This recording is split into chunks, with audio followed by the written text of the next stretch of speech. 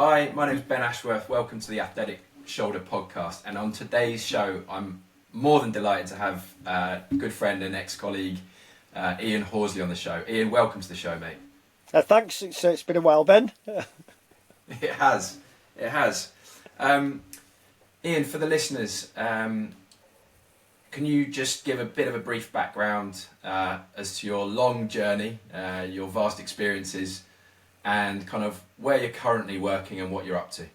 Okay, yeah, so I've been a qualified physio for 36 years and went through usual pathway, NHS, and then I got involved with rugby union, working as a physio in my final year as a student, and then through some fortuitous events, I ended up working with England Rugby Union for about 14 years altogether, and the last sort of 3 years I was working with England in what was called the elite playing squad. So that was the wider squad that ultimately formed the World Cup winning side in 2003.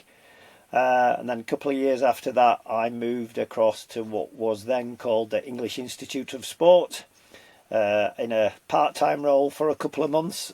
And 16 years later, I am still there, doing a little bit more than part-time at the Institute. And my role, we have a title of Athlete Health Lead Physiotherapist, so it's just a level that I'm at, and my responsibility are mainly upper limb across the Institute. So that is upskilling our practitioners of management of mainly shoulder problems.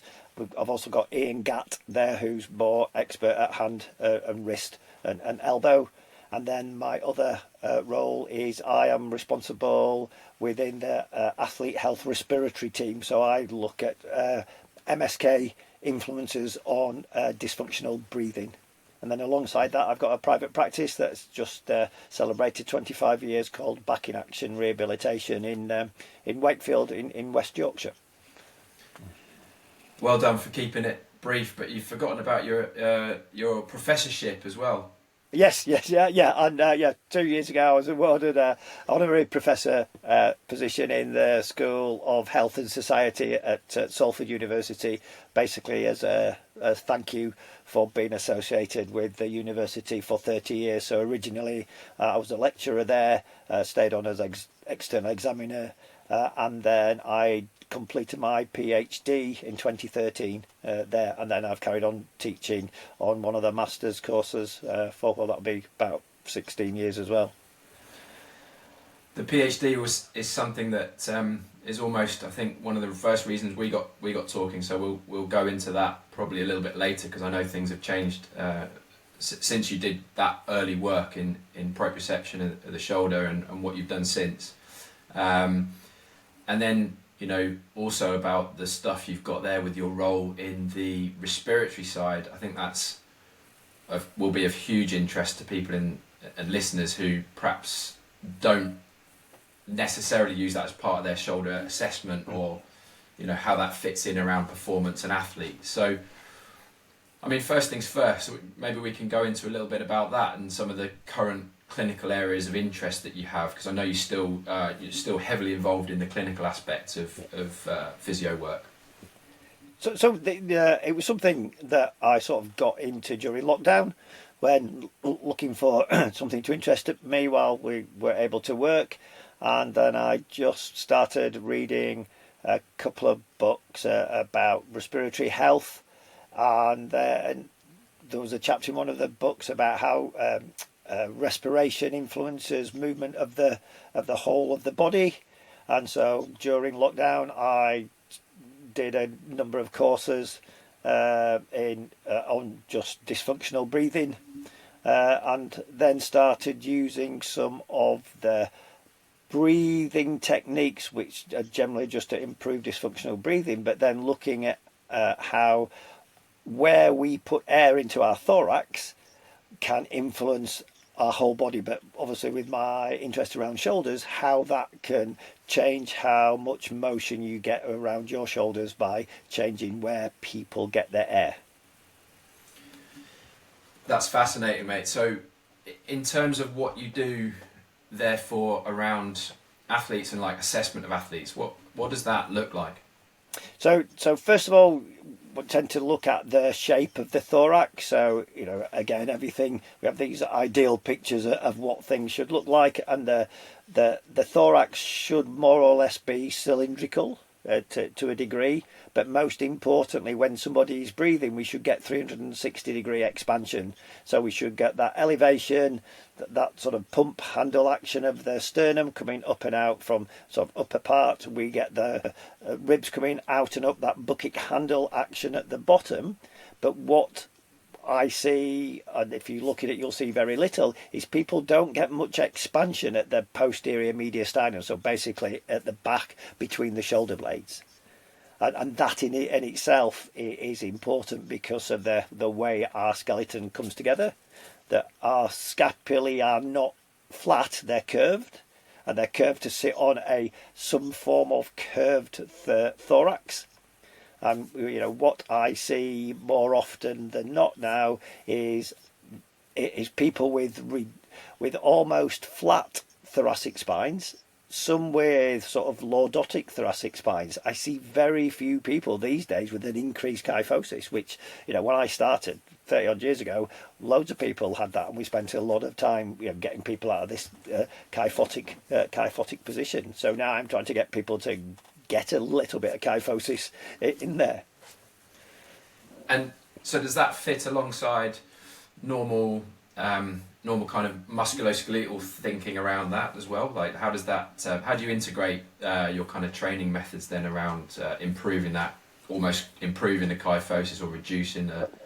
So if we want to look at if it's around the shoulder, if it's valuable, is if we look at external rotation in abduction and internal rotation in abduction, and if we've got a loss of external rotation in abduction, and we see that they've got a reduced kyphosis or a flat thoracic spine. In principle, what has to happen is the scapula has to chase the rib cage. So the scapula has to come into more external rotation to get congruence on the chest wall if we're going to have a stable platform. So external rotation of the scapula is relative internal rotation of the humerus. Now, at that point, the brain says, well, this is not a very good position for my arm to operate in if it's stuck in internal rotation.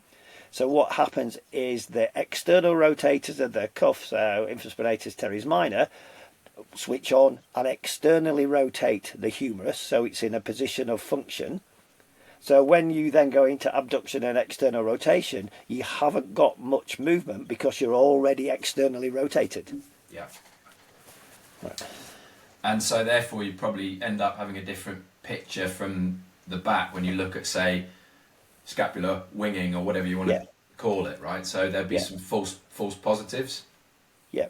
And so what we do is we'll get them into positions that will force them drive air into that posterior mediastinum. So a really good position to be in is you get into child's pose.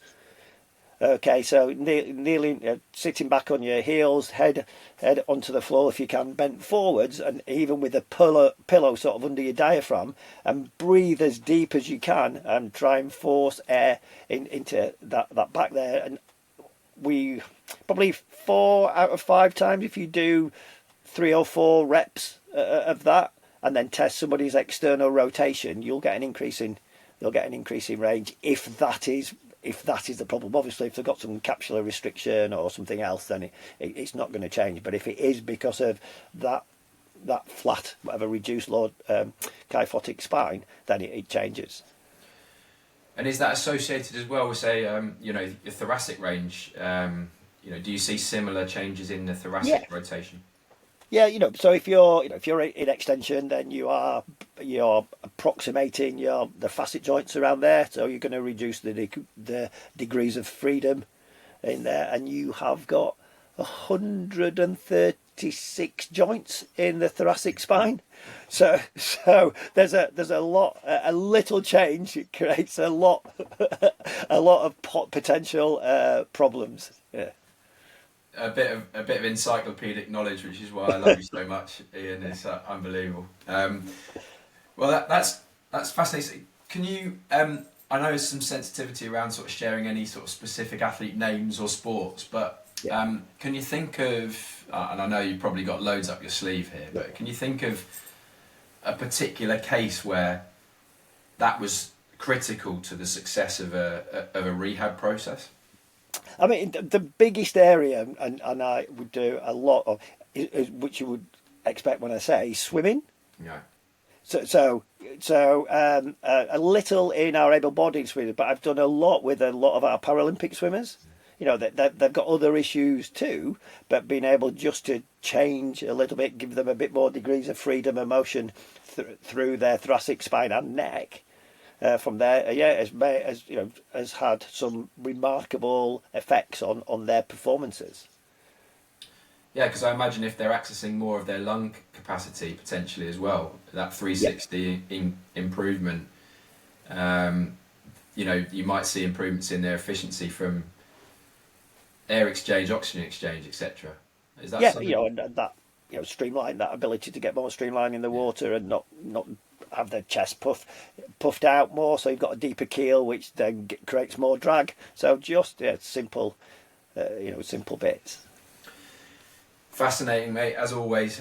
If you had 30 minutes to assess someone, I mean, I know we've got a luxury sometimes in our time we have with athletes, but let's say one of the listeners wants to explore this a bit further. What would you do as a simple test? Right. So another thing to look at is the thing called the infrasternal angle.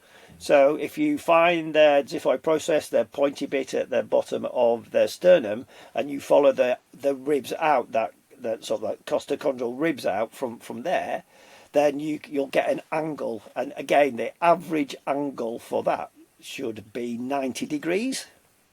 And then it's classified as either a wide if it's sort of 100 degrees or more, or narrow if it's 80 degrees or less. And that will tell us a little bit about how their abdominal muscles work. So you tend to see a lot of narrow infrasternal angles from people who do loads of crunches and loads of Pilates. Especially a lot of women who do Pilates, because instead of recruiting their transversus when they're engaging, they recruit the external abdominal obliques. So that will then pull in their ribs and close that angle, which then has implications for how your diaphragm can move, and then your abdominal diaphragm, your breathing diaphragm, and your pelvic floor, which is another diaphragm, they should move in sync. So as you breathe in, your breathing diaphragm, respiratory diaphragm should descend, and your pelvic floor should descend a little bit, just to accept the gut contents that are pushed down as you breathe in, and as you breathe out, they both should raise. Now when we've got this discrepancy with a narrow infrasternal angle, it means that the diaphragm is going actually lower than it should, and really pulling it in. It's a bit like if you put an umbrella up and push it too far and it goes inside out. So rather than thinking, oh, that's an exhaled position, your diaphragm's lower and just pulling everything in as it inverts. So then that has an influence on pelvic position, core, low back. Then that will change how your hips work as well. So yeah, it's incredible when you get into some of the biomechanical detail of what happens with breathing and how you can change lots of the actual skeleton movement. Yeah, I think just to round that off, the range improvements you've seen in thoracic and in external rotation of shoulder, but then have you seen anything around like force outputs as well? Not just shoulder, but maybe trunk or? Actually, today I'm doing something with a Paralympic swimmer. Paralympic canoeist this morning from there, and we did some stuff, changed, got increased range, and got some about 10 Newton no, 50 Newton change in force, for rotatory force. Fantastic. I mean, it makes a lot of sense. Makes a lot of sense, doesn't it? But it's nice to see that force output go up as well. Yeah. And Ian and I had not planned that question, by the way, just for anybody who's listening. I'm genuinely, I'm genuinely surprised that he's done that today as well. So am I, testing force. That's what's so unlike me, testing Wow. force. I know, but it makes me excited when anybody's testing force. But it's sort of the nice thing is it all links together, right? And so we used to talk about the not the shoulder. So for those who don't know Ian and my history, we used to tour the country, putting on some courses and probably learning from each other and having a good weekend in a few cities, which is great back in the day. But I know we had a section in the course called Not the Shoulder, and you were the primary driver of that, and it was always looking for things that influenced the shoulder that weren't actually, the classic usual suspects that we would tend to go to. So, this respiratory side, takes you down one route, but the other thing I know you've been looking at, and hopefully you can talk about that as well in the same way, is the cranial nerve stuff. So I'm really interested. Yeah. Selfishly, It's crazy. I'm really interested to hear, what are you doing in cranial nerve stuff? Right, so I get really excited when I talk about this because it's crazy.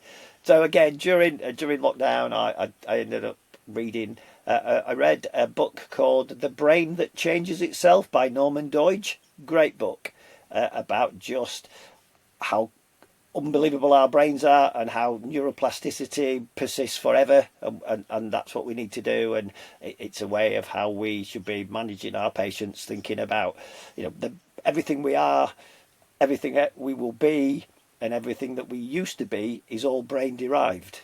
So we need to be thinking more about how can we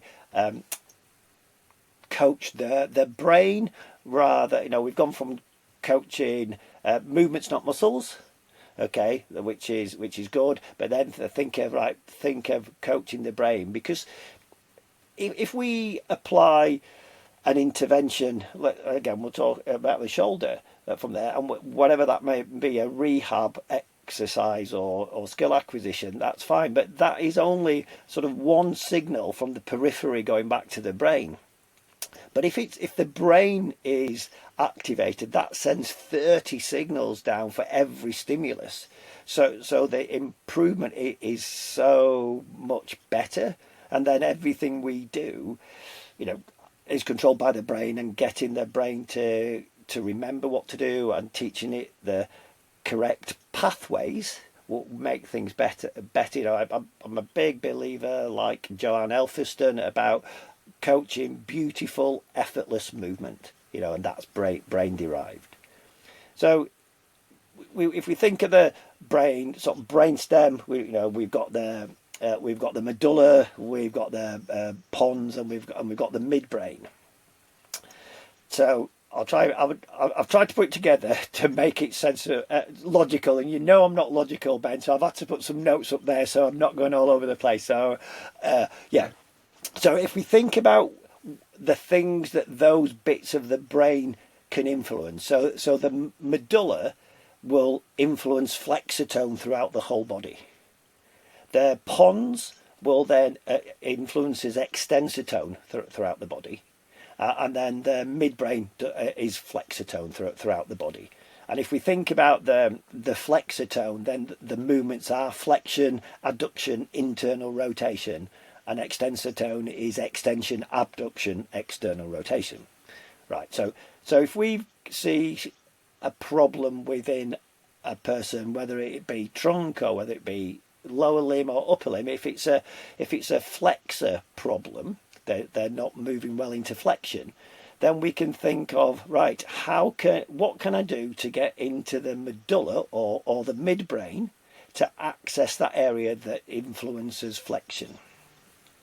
So if we think about the brain, then we've got 12 cranial nerves that come out of the brain, and from the midbrain we have got a couple. So we've got cranial nerve 3 and cranial nerve 4 that one cranial nerve 3 affects your eyes. Okay, so ocular motor nerve. So if we can do something with our eyes, then that will then trigger the either the midbrain in this case, and that then will influence how we get some flexor tone.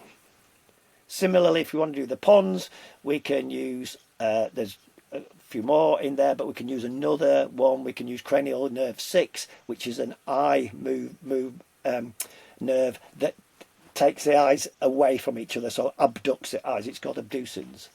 And the cranial nerve 3 brings the eyes together, and that's called version. So from there, and then if we want to do the medulla, we can. It's got the glossopharyngeal nerve, which is the tongue.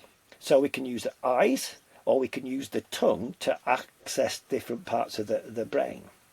And it's a shame you weren't at Liverpool Hope Conference this year, because I did a practical just getting people to move their eyes in different position and reassess the range of motion at the shoulder, or stick the tongue somewhere and getting to change the range of shoulder. Now, not every time. It doesn't. It's not like, oh, you'll always, if you always do bring your eyes together. So we use a thing called a pencil push-up. So you'll get a pencil, you put it at sort of arm's length, you focus directly at the tip of the pencil, and you slowly bring the pencil in towards your nose, concentrate on it until that you haven't just got one tip, you've got 2 tips because you've lost control of your eyes, and then take it back. So that's creating this coming together, that vergence.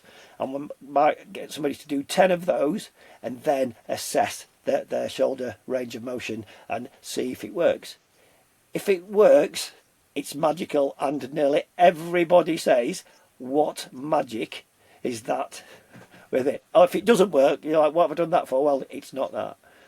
And similarly, if you with your tongue, if you want to improve the rotation on your left shoulder, so if you're in abduction external rotation, you stick your tongue into your right cheek while you do the movement, and you do that 10 times, because then that gets into the medulla. So it's relatively easy, low tech. It's easy and it's safe. Yeah. And honestly, people just try it. When it works, it is. I'm as shocked as they are when they're doing it. And after they've done it a few times, they can keep that range. Right. Okay. So it's basically sort of like central regulation of something that's a dysfunctional pattern. Is that fair? Yes. Yeah. Yeah. Okay. So for everybody, I'll give everybody a series they can try for the shoulder, right? So we're going to use the eyes. So if you want to increase extension anywhere, you need your eyes to look up, not your head. It's the eyes. So you keep your head still and you look up. So if you were like doing a pull up, okay, you'd look up on the down bit as you're going to extension, right? Okay. If you want to increase flexion through the body, your eyes go down, head stays still. If for your right side, if you wanted to increase external rotation on the right, then you flick your eyes to the right, keep your head still, okay, from there. Or if that would also be, if you went to the right, that would mean you get extension on your left hand side. Okay. And vice versa. Yeah. So by proxy, any test that isn't standardised with eye position and tongue position is then potentially a different test. Yeah, and I'm glad you said that, because I was reading some stuff the other day. So if you get somebody to do, let's say, we get our patients and they go into elevation through abduction and they get pain, whatever we want to call it, impingement pain. Now, sometimes, again, this is some of the primitive brain stuff, is the pain that they get when they move is because the brain is fearful of that movement. So as a basic thing, our lizard brain right at the bottom, it is a threat detector. So if it knows you're going to do something that previously hurt, it will tell you not to do it, and that can be a pain response. Now, if you change your, and this is not related to what I've just said, but if you change your eye position and look to your left when you do it, your brain doesn't know that movement's going to hurt, because before you were looking ahead, move your arm out, and that hurt. This time, if I move my arm to, oh, this is a different position, I'm not sure what's going to go on here. So sometimes just by getting somebody to move their eye somewhere else, will change it, and that will tells us whether it's an actual pain signal that they're getting from, if you like, tissue irritation, or whether it's this protective thing from your brain saying, whoa, just be careful, as a threat detector. And if we can get beyond that and we can see, right, it's a brain protection thing and not a physical tissue damage, then we can do things a lot differently with it. In terms of, you work, again, bring it back to the athletes that you're working with. In terms of that, again, have you got any case studies from today? No, I don't think. No, I haven't done anything from today. When I used it to great effect was in when we were in Tokyo. One of their men's sevens had damaged their shoulder in their last group game that qualified them for the bronze medal playoff, I think it was, from there. And we had a look at him, and he had reduced range of motion, and he had pain, and we just started doing things with the eyes, and his pain and his range of movement came back without pain, and 2 days later he played in the bronze medal match. And again, potentially like a fear avoidance, and kind of reset in some terms, like a way of kind of tapping into the brain and then resetting the pathways. Yeah, fascinating, mate. As always. So the not the shoulder stuff still lives strong. I'll tell you one more good thing, which was really wowed everybody in Liverpool, is getting them to smell something and change the range of motion. Right. So we know, their cortex of the left-hand side of the brain controls the right. So all sensations go to the opposite side of the brain, apart from smell, which is for some reason is on the same side of your body. So if you get somebody, if you want to access their right side of the brain, okay, you will get them to smell something through their right nostril, and then repeat that motion. And it's anything. It doesn't have to be anything particular. I use some really cheap aftershave when I'm teaching with it.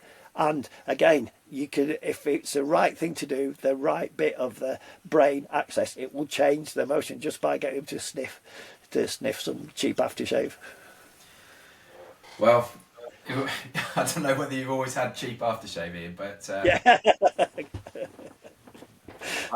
I actually go back to a couple of there were a couple of players who are heavily influenced by this sort of stuff as well, and they were German international football players, and as part of warm up, we actually, I would say, allowed them to do it, but we had a normal sort of I would say normal setup of a pre-session activation on the day before a match, and then we'd have some essential oils, orange or citrus.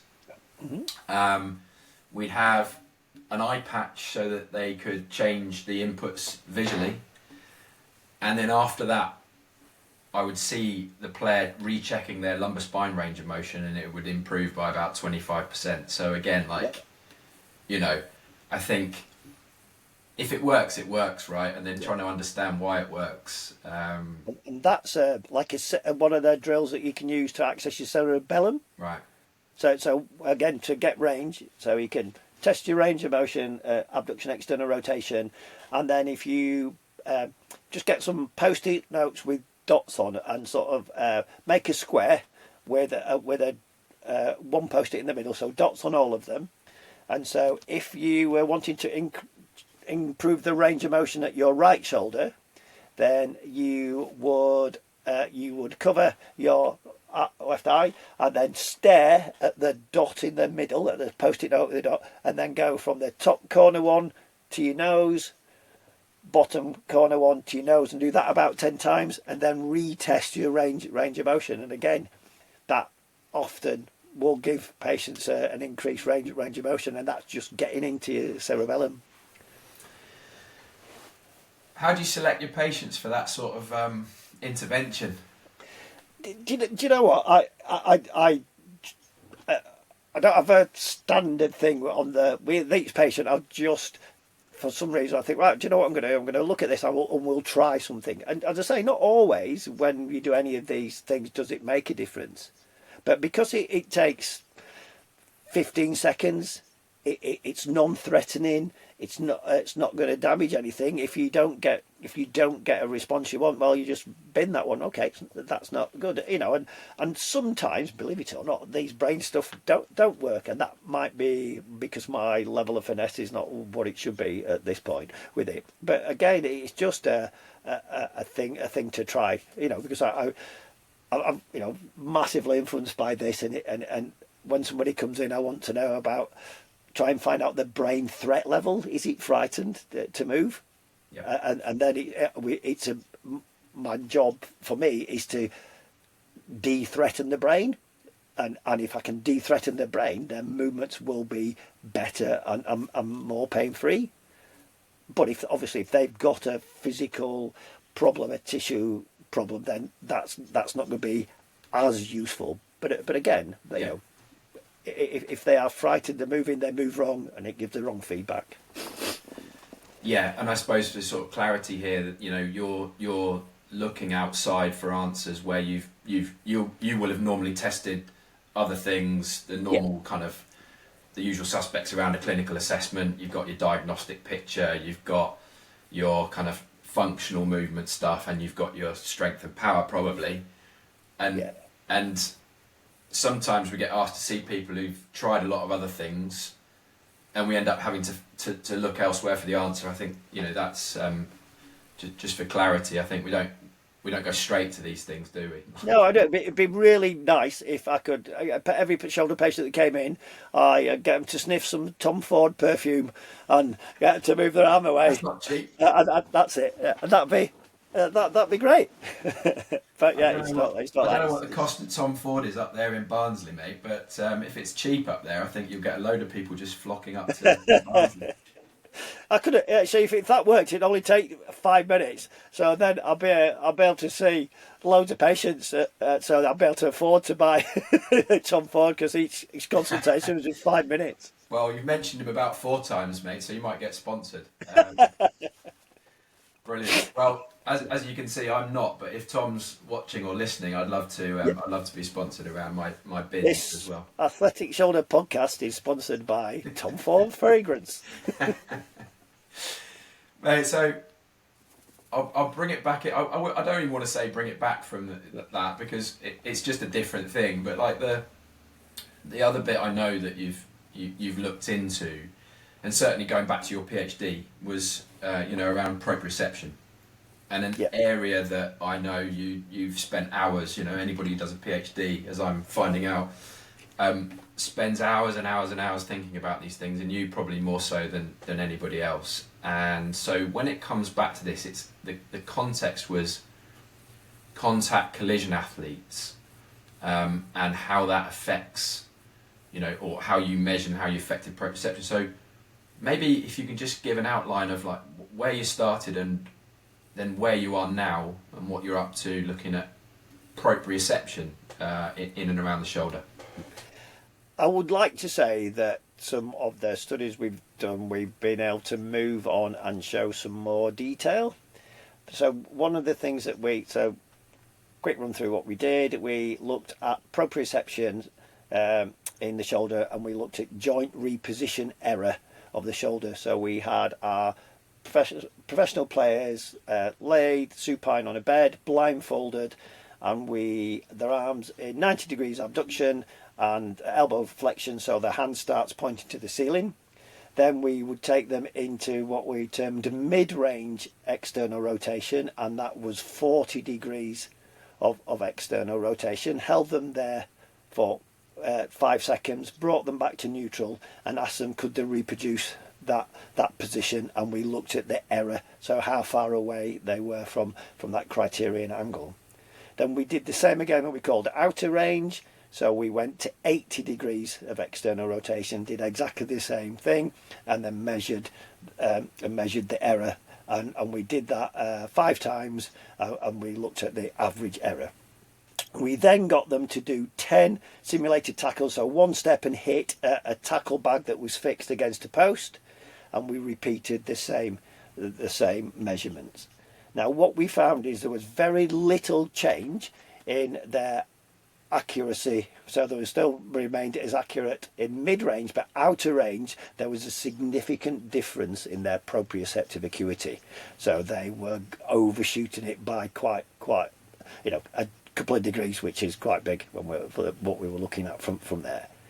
So we knew that 10 tackles changed it, but what we didn't have time to do was how long does it take before normal proprioception resumes, and is the length of time it takes to resume normal proprioception, is it related to the number of hits that you do? So if you do 1 hit, do you lose proprioceptive acuity in outer range for 20 seconds? If you do 2, will it be 40 seconds? Or is it's good, but after 5 hits, that's it, it's gone. And it doesn't whether you do 100 hits or there, but up to 5 hits. So we tried. So we looked. We had a student that looked at the time to get back to normal. So to get back within the limits in the outer range, and at 20 minutes, it wasn't back to pre-tackle levels. And then when we had another MSc student who tried to look at the number of tackles, but when you started doing it, you just needed so many people and so much time to be able to do it. So actually, that we had to just abandon that because he didn't have the time, and the club were willing to let the players spend all day being tested on tackling. So we know that tackling does change outer range, where your most vulnerable position for external abduction, external rotation, and then.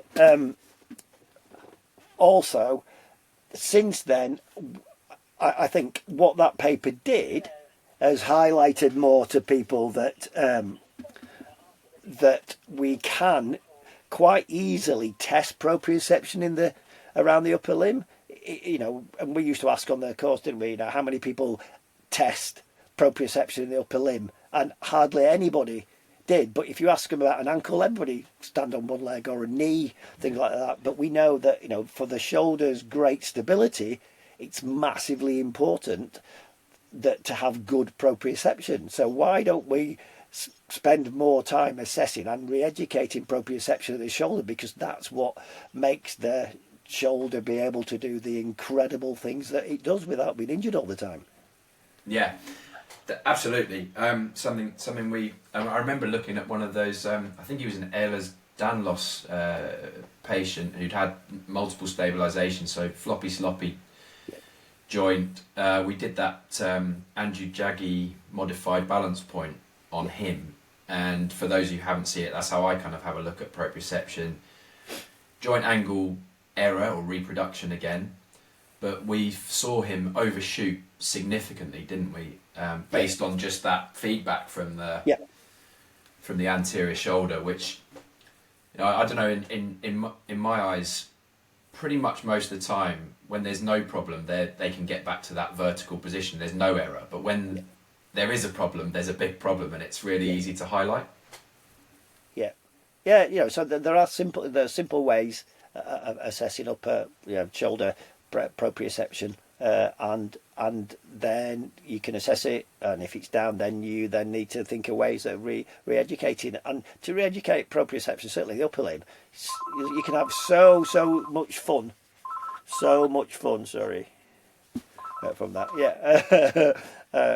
around your shoulder with what we might do. My kit bag when I'm doing stuff is full of kids' toys.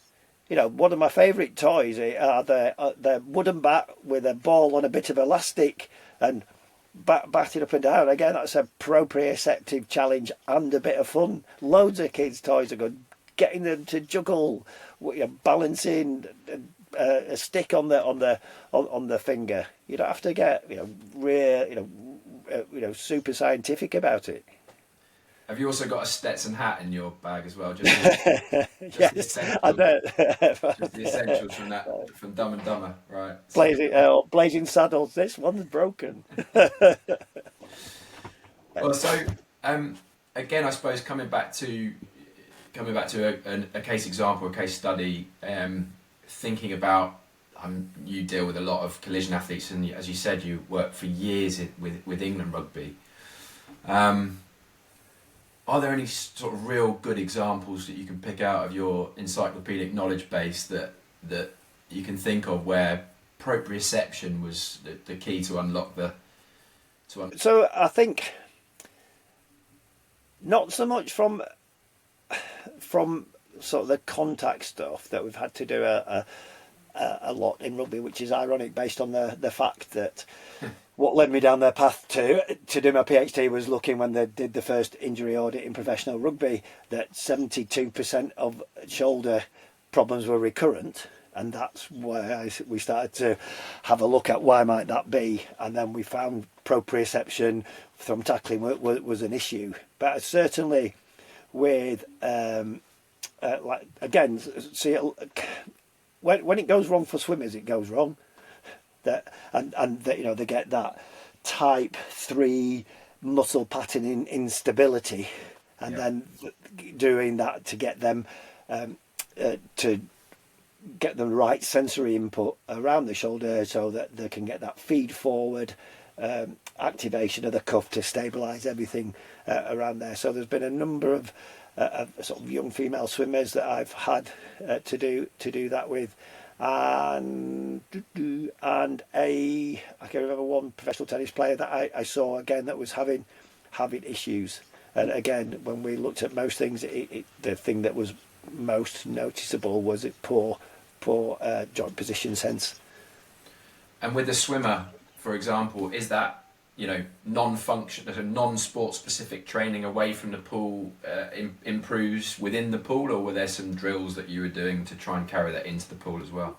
So we start non-specific and then move towards doing whatever drill we were doing in a more functional position, so sort of lying with arm on there, and then trying to, as much as you can, make it unstable, like the water is like on a large foam roll or something, where you're introducing a little bit more instability around the joint. And then it's sort of going back to brain training, saying, can you feel can you feel the difference now, because the movement quality changed. That's what you've got to try and feel now in the water. So you'll go back into the water and just swim and get that feel, and then you'll start to swim properly, and then you start to swim fast, and or build it in that way.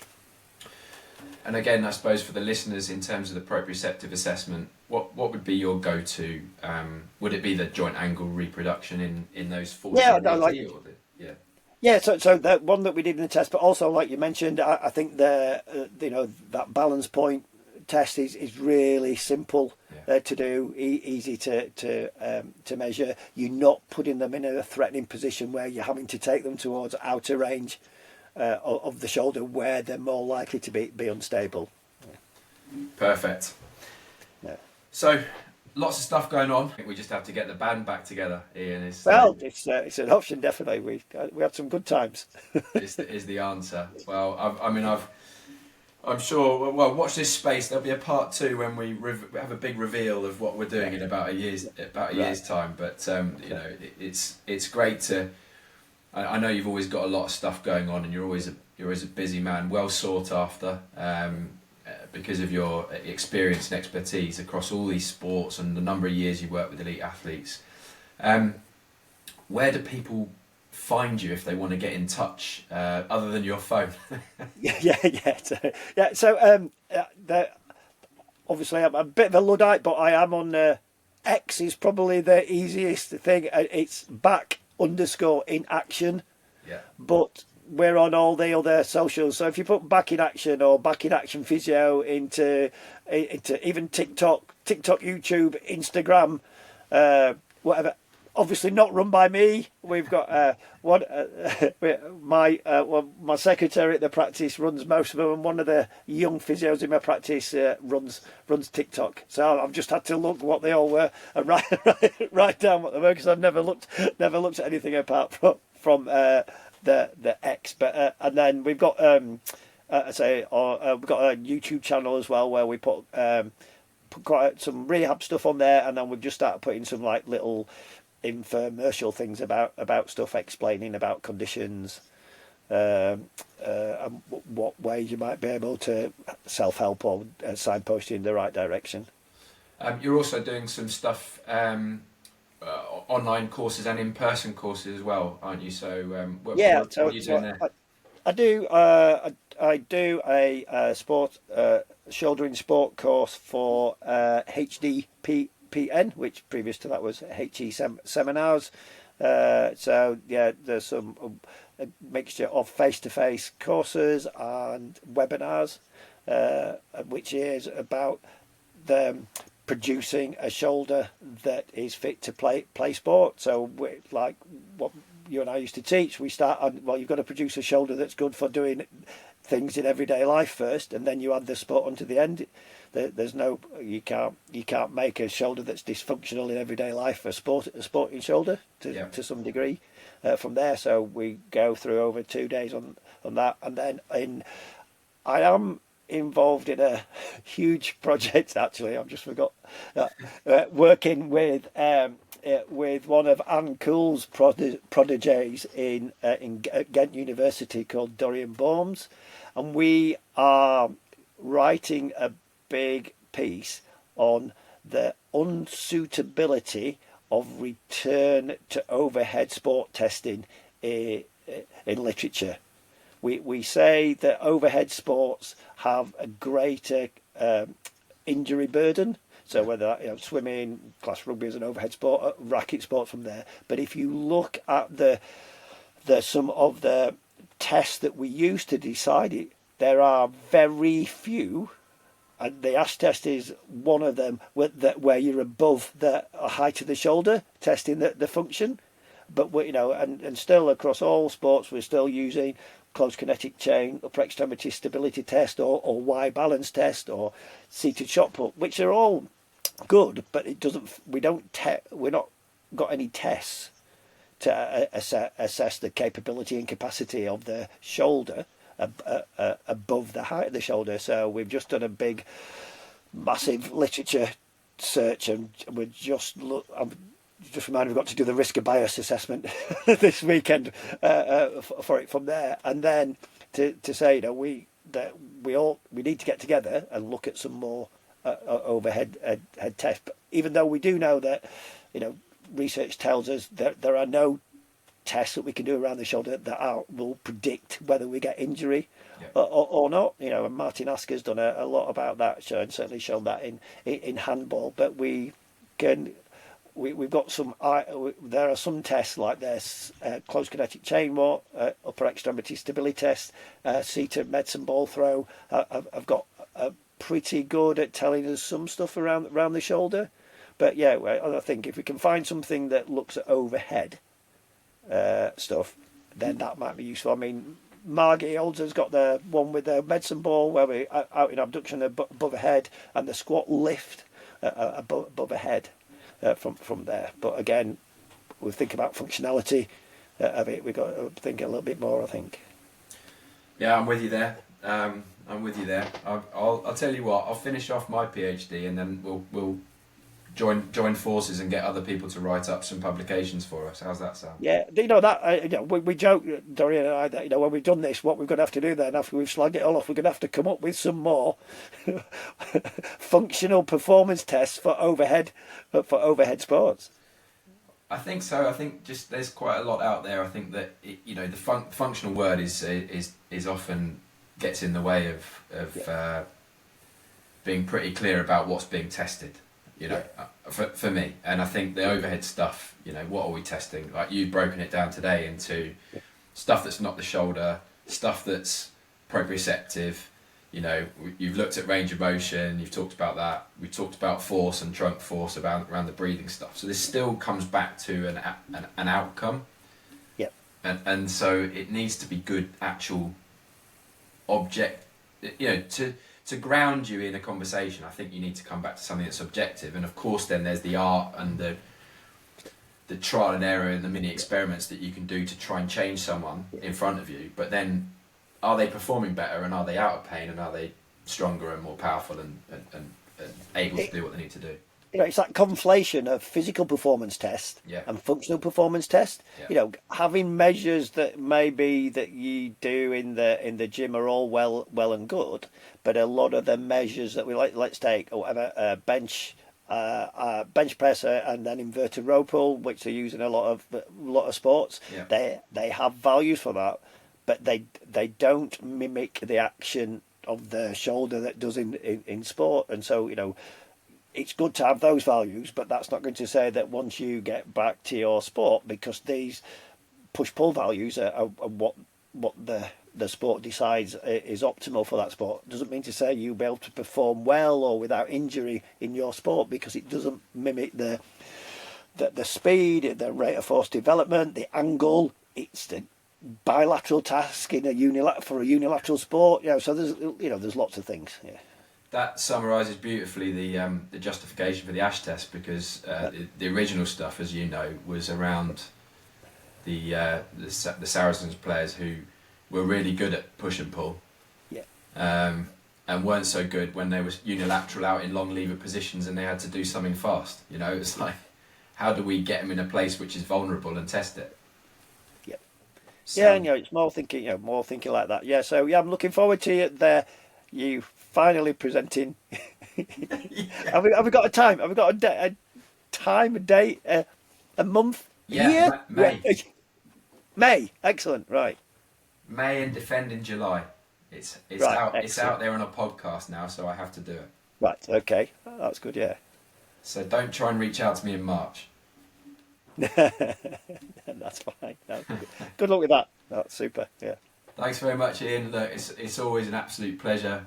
We should do it more often, on air or definitely. off air, and we'll link everybody to your links, to your socials. But look, I really appreciate, you're a busy man, so I really appreciate you giving up your time today. Thanks a lot for coming on the show. Well, you know me, always happy to wax lyrical about shoulders, and it's good to catch up with you, Ben. As I say, next time we'll do it face to face, and we'll have a couple of pints between us rather than a computer screen. It sounds perfect, Ian. Cheers, mate.